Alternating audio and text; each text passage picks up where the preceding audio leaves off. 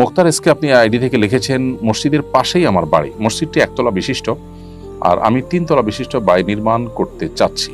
এলাকাবাসী বলছেন মসজিদ নিচে থাকলে পুরো এলাকাবাসী গুনাহগার হবে, তাই তারা আমাকে বাড়ি নির্মাণ করতে দিচ্ছে না। যদি করি তাহলে আগে মসজিদ দোতলা করে দিতে হবে। শরীয়ত কি এমনটি বলে, জানাবেন প্লিজ।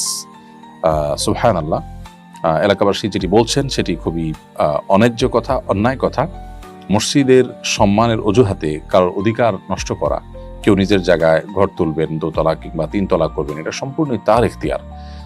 মসজিদের সম্মান রক্ষার নাম করে একজন মুসলিমকে বা একজন মানুষকে তার অধিকার থেকে বঞ্চিত রাখবার এখতিয়ার বা অধিকার ইসলাম কাউকে দেয়। যারা এই কাজটি করছেন তারা পরিষ্কারভাবে অন্যায় লিপ্ত, তারা অপরাধে লিপ্ত, তারা জুলুম করছেন। আমি তাদেরকে অনুরোধ করব তাদের তওবা করার জন্য এবং ফিরে আসার জন্য।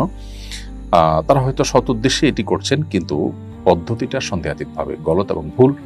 কোরআন এবং হাদিসের কোথাও বলা হয়নি যে মসজিদের আশেপাশে মসজিদের চাইতে উঁচু কোনো ভবন হতে পারবে না। আপনারা মক্কা এবং মদিনাতে হারামাইনের বহুতল বিশিষ্ট ভবন দেখেন আশেপাশে, পৃথিবীর কোনো উলামা ইকরাম সেটা নিয়ে কোনো প্রশ্ন তুলেননি যে এটা জায়েজ হবে কিনা, এটা কাবার প্রতি বা মসজিদের প্রতি অসম্মান কিনা। কারণ মসজিদ অনেক উঁচু করার নিড নেই, প্রয়োজন নেই।